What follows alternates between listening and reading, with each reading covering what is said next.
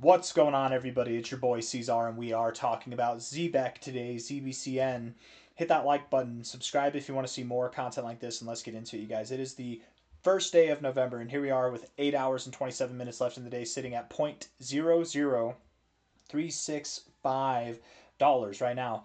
We are at the base of this range, and I am anticipating a bounce at any moment. I'm a bit surprised that after yesterday's voluptuous upside that we're back down here, but at the same time, can't really blame the price, man. It's pretty indecisive down at this area. We do seem to range here and there, and at this point in time, I think it is important to consider, as we have really over the past week, that we could go lower. We still could go lower than this range here. We faked out. We saw a fake out and an immaculate move here, but we still could come down and find a higher low overall. I want to look at the short term stuff and just see what the likelihood of us going below this area is. Are we going to go below, or are we going to hold it and move higher? I'm under the impression, and have been under the impression over the past couple of days, that we would move up higher, but let's just see if that's changed. Okay, so 1 hour time frame.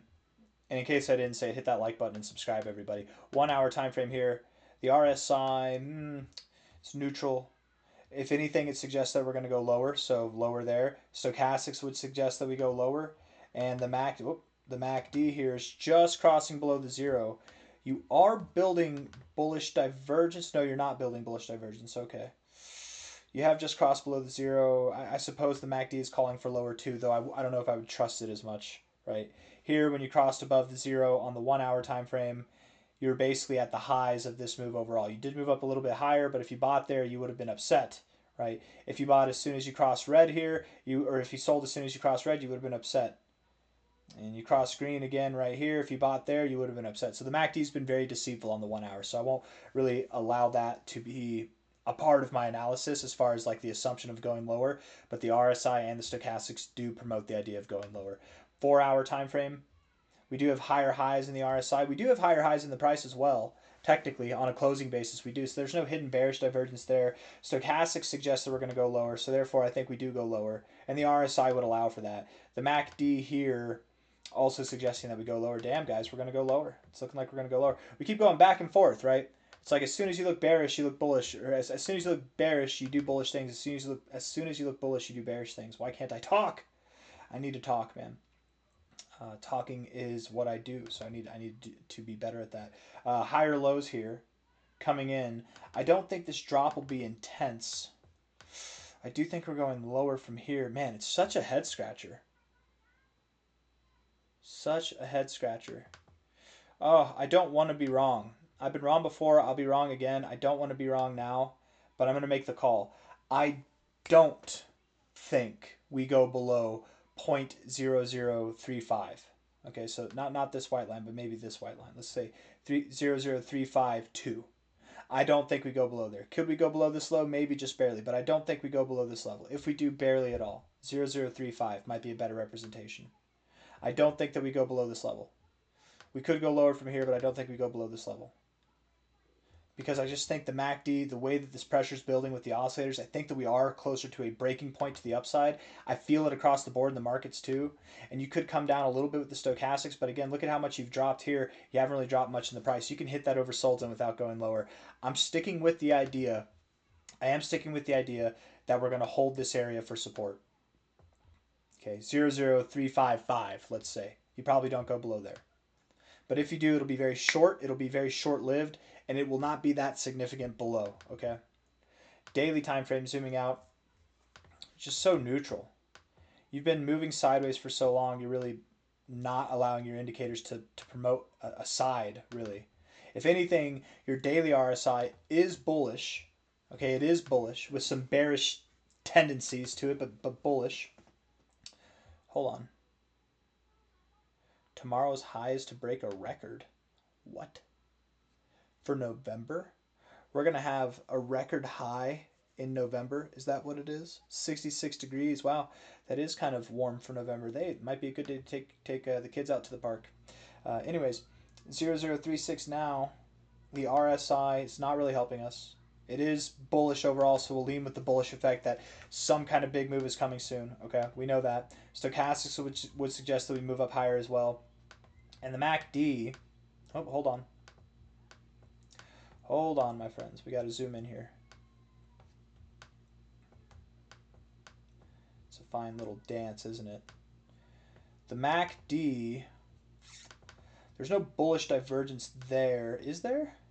I guess there is to a certain degree. I don't know if I'd want to call it bullish divergence.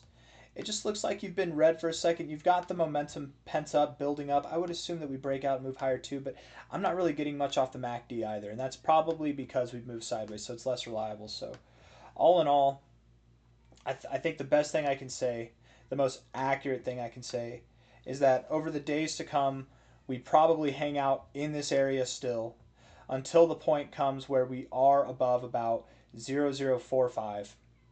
When we get a day to close above 0045, at that point in time, I would think that we really should start to consider new all-time highs. And really, I think over the past couple months, it's important to consider new all-time highs, right? This whole time, if we move down a little bit, buy. If we move up a little bit, buy. It's just a buying zone. It's all a buying zone because what we're about to see is a massive breakout. It is massive, right? Since May, we've been consolidating. That's several months of consolidation. May, June, July, August, September, October, 5 months. We're in November now. Almost a half year of consolidating. High to low here.